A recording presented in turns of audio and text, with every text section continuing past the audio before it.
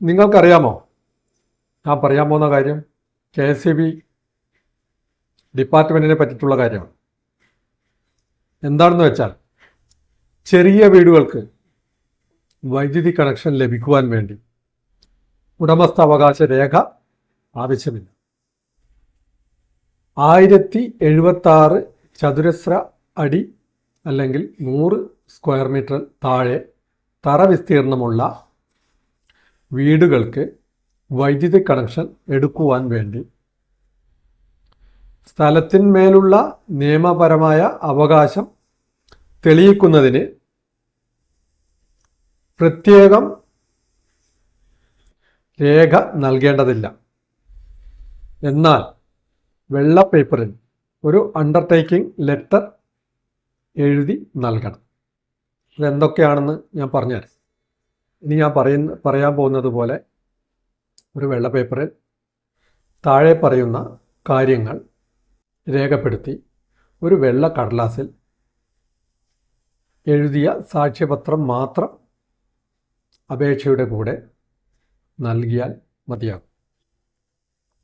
ഒന്നാമത്തെ കാര്യം, കെട്ടിടത്തിൻ്റെ തറ വിസ്തീർണം 100 ചതുരശ്ര മീറ്ററിൽ കുറവാണ് എന്നുള്ളത്. രണ്ടാമത്തെ കാര്യം, കെട്ടിടം നിലവിലും ഭാവിയിലും പൂർണ്ണമായും ഗാർഹിക ആവശ്യത്തിന് മാത്രമേ ഉപയോഗിക്കുകയുള്ളൂ.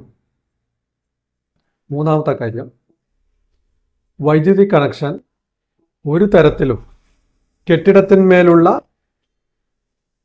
നിയമപരമായ ഉടമസ്ഥതയോ കൈവശാവകാശമായോ പരിഗണിക്കുകയില്ല. നാലാമത്തെ കാര്യം, നിയമപരമായി അധികാരമുള്ള ഉദ്യോഗസ്ഥൻ KSEB അധികാരിയോട് രേഖാമൂലം ആവശ്യപ്പെടുന്ന പക്ഷം വൈദ്യുതി കണക്ഷൻ സ്ഥിരമോ താൽക്കാലികമോ ആയി വിച്ഛേദിക്കാവുന്നതാണ്.